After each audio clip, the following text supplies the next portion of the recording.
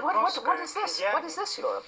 Il y a une caractéristique de l'Europe, c'est justement qu'elle n'est pas unie, qu'elle n'a jamais été unie, qu'elle n'a jamais eu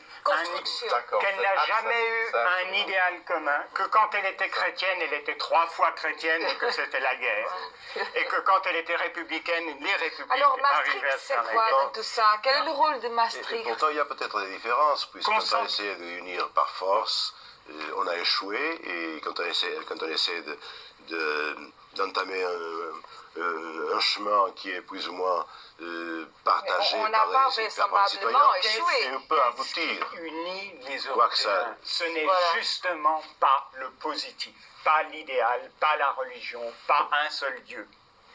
Non. Ce qui unit les Européens d'aujourd'hui... Pas le marché? Attendez, ce qui unit... Non, pas le marché non plus. Parce que le marché, il existe aussi au Japon, parce que le marché, il existe en Malaisie, parce que le marché, vous pouvez le faire exister en Chine avec un pouvoir communiste. Et avec les enfants qui travailleront dans les usines, comme ça d'ailleurs existait en Europe aussi. Ou à Pakistan aussi. Bon, voilà. Donc c'est pas le marché.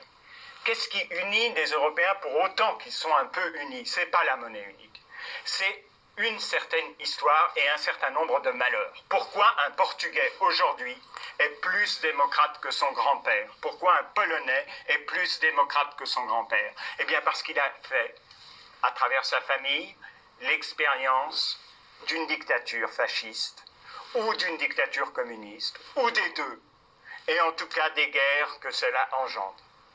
C'est pour ça que les gens sont démocrates. C'est pas parce qu'ils sont plus intelligents, meilleurs, qu'ils ont meilleur cœur, mais parce qu'ils savent qu'il y a un danger que leur grand-père ignorait.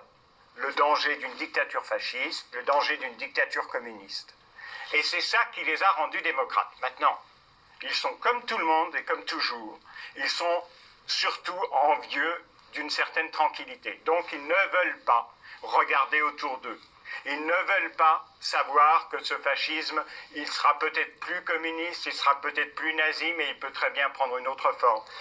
Elle a dit, Suzanne Sontag, une nouvelle forme de guerre a régné en Yougoslavie. Il faut dire laquelle. Essayez de vous rappeler un seul nom de bataille pendant ces 5 années de guerre. Non. Vous avez des noms de villes. Dubrovnik, Vukovar, Sarajevo, Mostar, Srebrenica. Qu'est-ce que ça veut dire? Ça veut dire que dans tous les cas, c'était des hommes en armes qui descendaient des civils, des simples habitants. Et cette nouvelle forme de guerre, ça c'est une nouvelle forme de fascisme.